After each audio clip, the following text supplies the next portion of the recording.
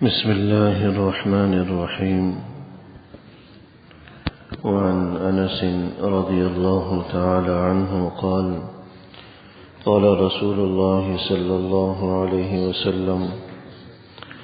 قال لي رسول الله صلى الله عليه وسلم: يا بني إن قدرت أن تصبح وتمسي وليس في قلبك غش لأحد فافعل. ثم قال: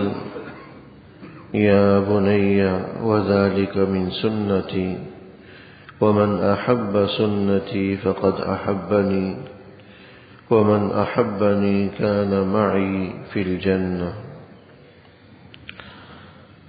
175ویں حدیث مبارک ہے جو حضرت انس رضی اللہ تعالی عنہ سے منقول ہے۔ حضرت انس رضی اللہ تعالی عنہ حضور نبی اکرم صلی اللہ علیہ وسلم کے خاص خادموں میں سے ہیں۔ 10 سال کی عمر تھی جب ان کی والدہ نے انہیں حضور نبی اکرم صلی اللہ علیہ وسلم کے سپرد کیا تھا، اور حضور علیہ السلام سے عرض کیا تھا کہ یہ آپ کے لیے، آپ کی خدمت کے لیے، کام کاجوں کے لیے وقف۔ اسی وقت سے یہ حضور علیہ السلام کے ساتھ رہے، آپ کی تمام امور انجام دیتے تھے۔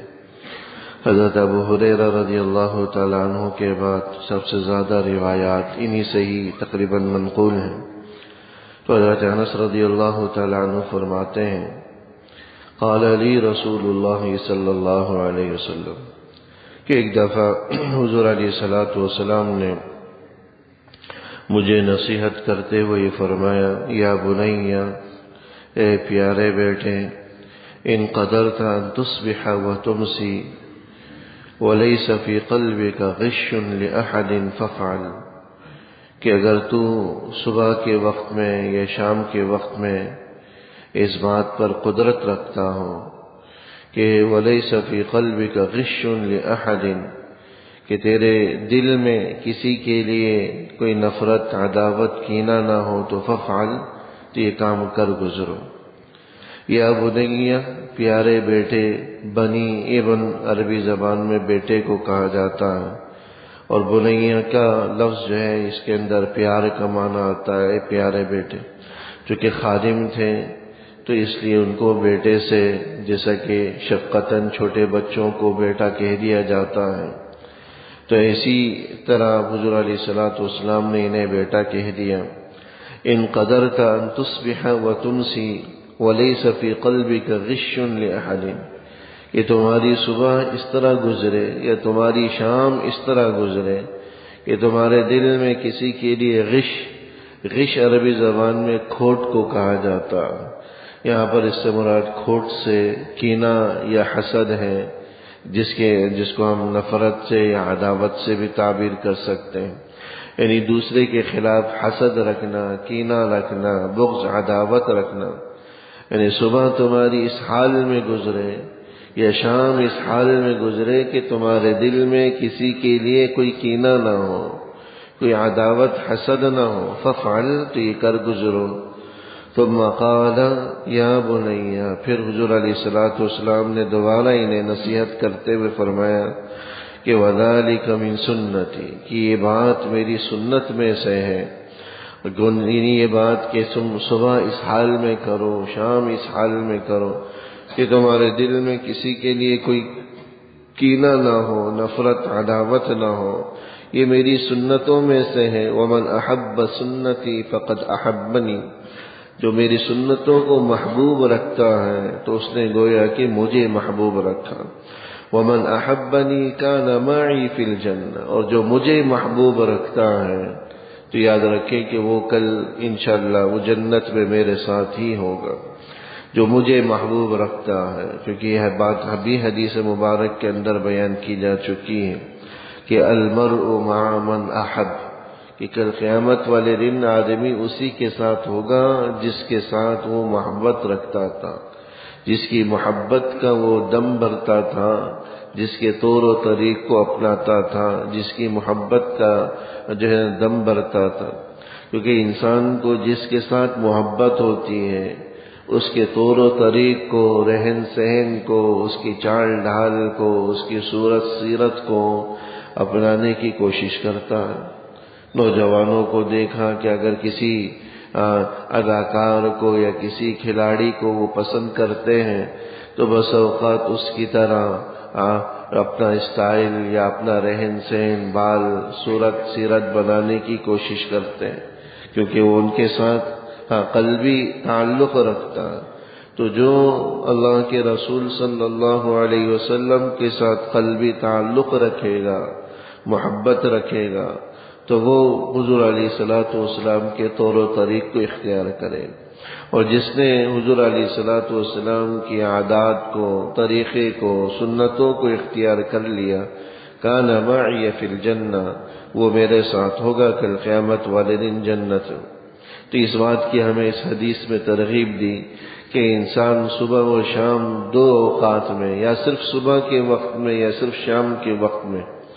تھوڑی دیر، تھوڑا وقت اس کام کے لیے صرف کر لیا کرے کہ اپنے دل کو ٹٹولے، اپنے دل کو ٹٹولے کہ اس دل کے اندر کسی کے لیے کوئی نفرت، عداوت یا حسد یا کینے اور بغض کے جذبات تو نہیں ہے۔ اگر ہے تو اللہ واسطے معاف کر کے، معافی تلافی کر کے اس سلسلے کو ختم کر کے سوئے۔ اس حال میں سوئے گا تو بعض روایات کے اندر آتا ہے کہ یہ وہ عمل ہے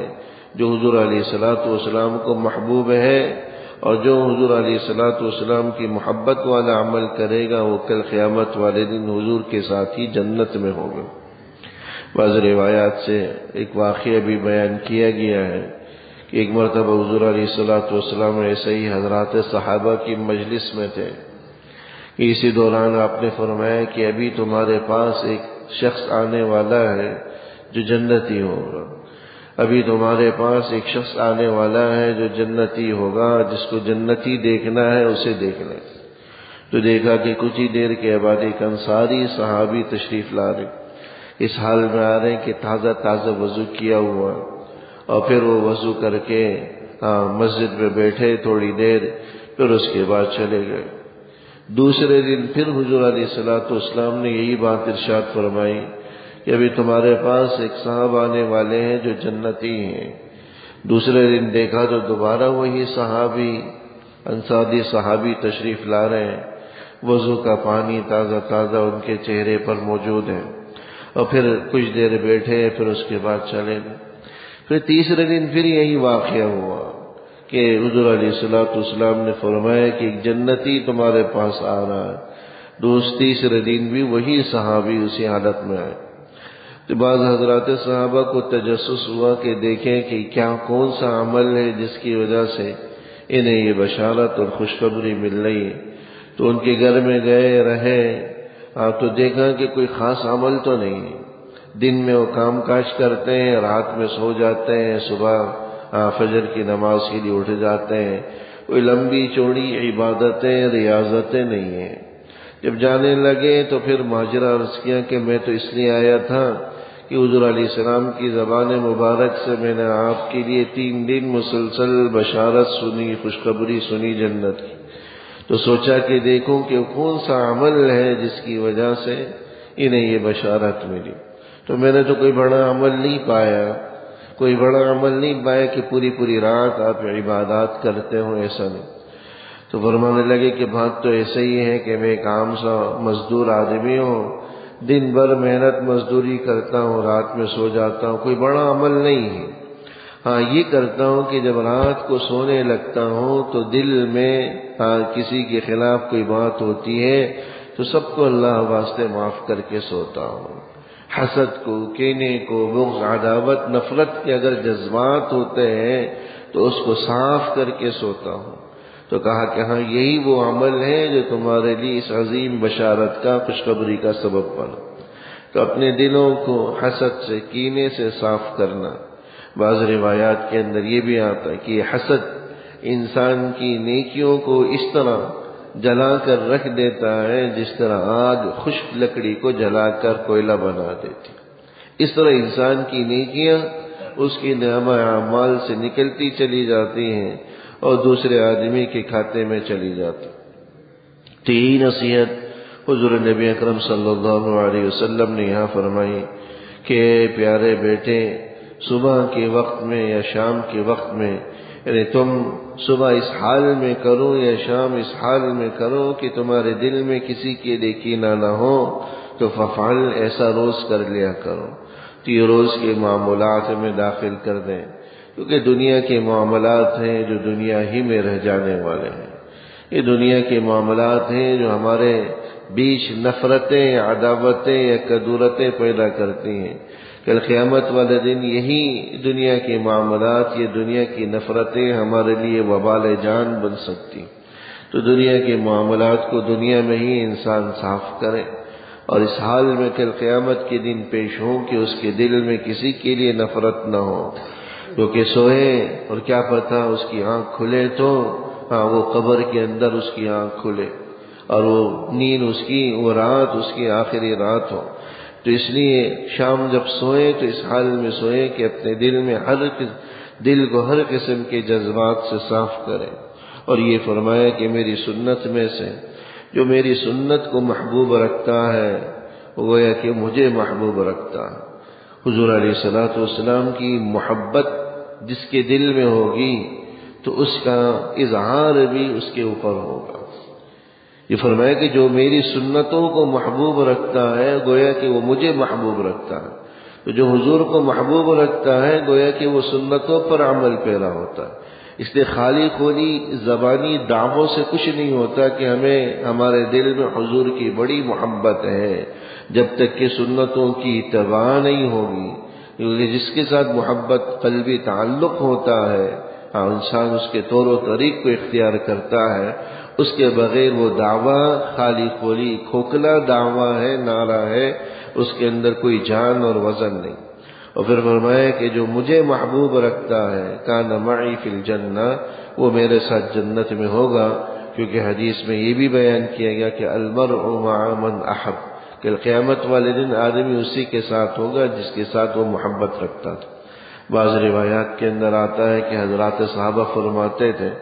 کہ ہمیں کسی بات سے اتنی خوشی نہیں ہوئی جتنی خوشی حضور علیہ السلام کی اس جملے سے ہوئی، المرء مع من احب، کہ کل قیامت والے دن آدمی اسی کے ساتھ ہوگا جس کے ساتھ وہ محبت رکھتا تھا۔ جتنی خوشی ہمیں اس جملے سے ہوئی شاید کسی سے نہیں ہوئی،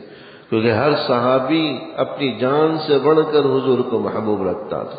آپ کی ایک ایک ادا، ایک ایک سنت اور ایک ایک طریقے کے لیے جان چھڑکنے کو تیار تھا،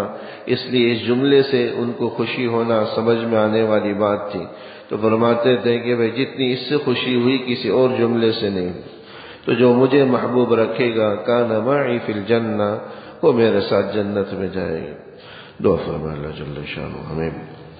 سچی محبت نصیب فرمائے۔ وصلی اللہ تعالی علی خیر خلقہ